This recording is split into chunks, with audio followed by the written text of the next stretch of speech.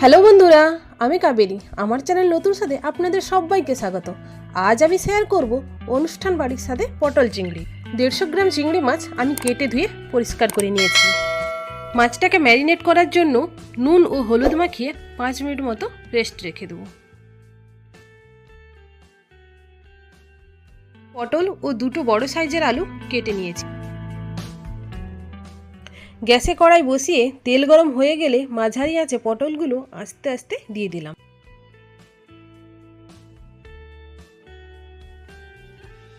যাতে পটলগুলো তাড়াতাড়ি ভাজা হয়ে যায় তার জন্য সামান্য নুন দিয়ে পটলগুলো ভাজতে থাকবো।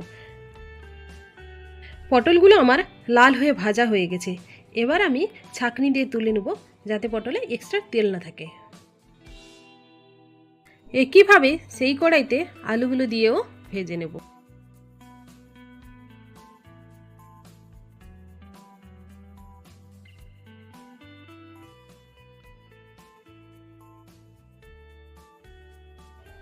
আলুগুলো আমার লাল হয়ে ভাজা হয়ে গেছে। এবার আমি প্লেটে তুলে রেখে দেব। সেই কড়াইতে চিংড়ি মাছ দিয়ে আস্তে আস্তে ভেজে নেব। এই সময় কিন্তু গ্যাসের আঁচটা মাঝারি থেকে নিচে লেগে যাবে এবং ভালো করে ভাজা হবে না। চিংড়ি মাছগুলো আমার ভাজা হয়ে গেছে, আমি এবার তুলে নিলাম। এখানে নিয়েছি আমি দুটো টমেটো, দুটো পেঁয়াজ, আদা রসুনের পেস্ট। একটা বাটিতে আমি 1 চামচ পোস্ত, 1 চামচ চারমগজ, কাজু বাদাম ও 4টা কাঁচা লঙ্কা দিয়ে জলে ভিজিয়ে রাখবো।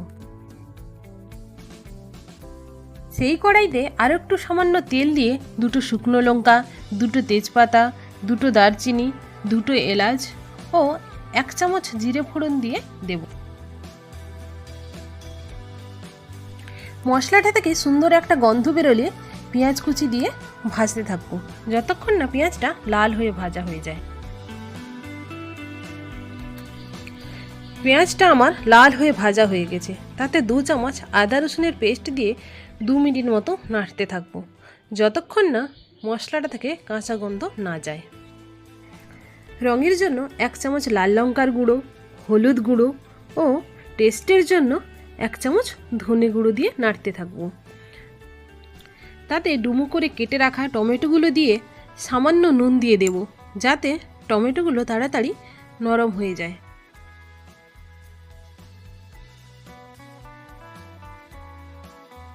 টমেটোগুলো একদম নরম হয়ে গেছে।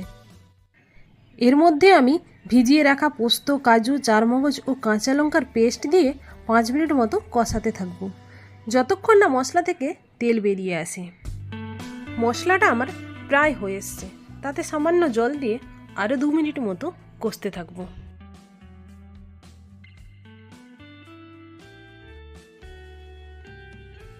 মশলাটা আমার পুরোপুরি কষানো হয়ে গেছে। দেখো মশলাটা থেকে কেমন তেল বেরিয়ে এসছে।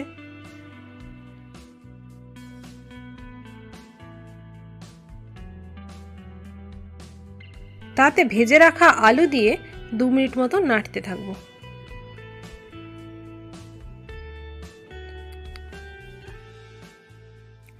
পটলগুলো দিয়ে আবার 2 মিনিট মতো কষতে থাকবো।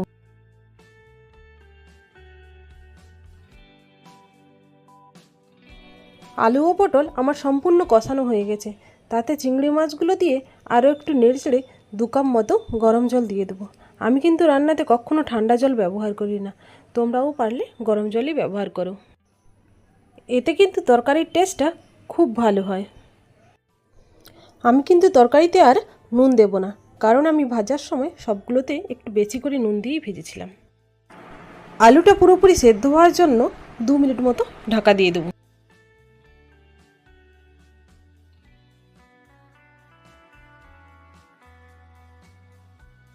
পটল চিংড়ি পুরোপুরি আমার তৈরি হয়ে গেছে। উপর থেকে একটু গরম মশলার গুঁড়ো ছড়িয়ে দিলাম।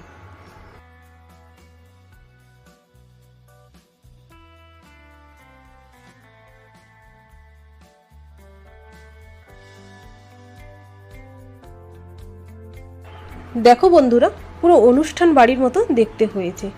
এটি ফ্রাইড রাইস, লুচি, পরোটা এবং গরম ভাতের সঙ্গেও দারুণ লাগবে খেতে। আমার রেসিপিটি কেমন লাগলো প্লিজ কমেন্ট করে জানিও আর একটা লাইক করে দিও।